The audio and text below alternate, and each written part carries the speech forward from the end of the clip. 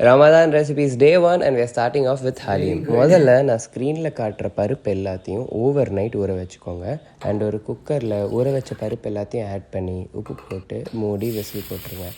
This needs to cook for at least 40 minutes. And once உங்கள் பருப்பு soft ஆனதுக்கப்புறமா அதை எடுத்து ஒரு மிக்சியில் கொஞ்சோண்டு தண்ணி சேர்த்து அரைச்சி வச்சுக்கோங்க. இப்போ பருப்பை தனியாக எடுத்து வச்சுட்டு will start cooking the mutton. ஒரு குக்கரில் நெய், எண்ணெய், பட்டை, கிராம்பு, ஏலக்காய், பிரியாணி இலை, இஞ்சி பூண்டு பேஸ்ட், வெங்காயத்தை நல்லா பொடிசாக நறுக்கிட்டு ஆட் பண்ணி நல்லா வெங்காயம் சாஃப்ட் ஆகிற வரைக்கும் மிக்ஸ் பண்ணி ஒரு பச்சை மிளகாவை ஸ்லிட் பண்ணி ஆட் பண்ணிக்கோங்க. புதினா, கொத்தமல்லி நல்லா சாப் பண்ணி அந்த குக்கரில் ஆட் பண்ணி மஞ்சத்தூள், மிளகாத்தூள், தனியாத்தூள், ஜீரகத்தூள், உப்பு, அப்புறம் மட்டன் மசாலா எல்லாத்தையும் ஆட் பண்ணி நல்லா மிக்ஸ் பண்ணிவிட்டு it's time to add your mutton.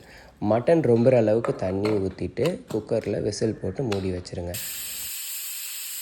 And at least 1.25 மணி நேரத்துக்கு அப்புறமா உங்கள் மட்டன் இந்த மாதிரி நல்லா போன் சாஃப்டாக வரும். அப்போ உங்கள் மட்டனை தனியாக எடுத்து வச்சுட்டு க்ளீன் ஹேண்ட்ஸால் உங்களோட மட்டனை டீபோன் பண்ணிக்கோங்க.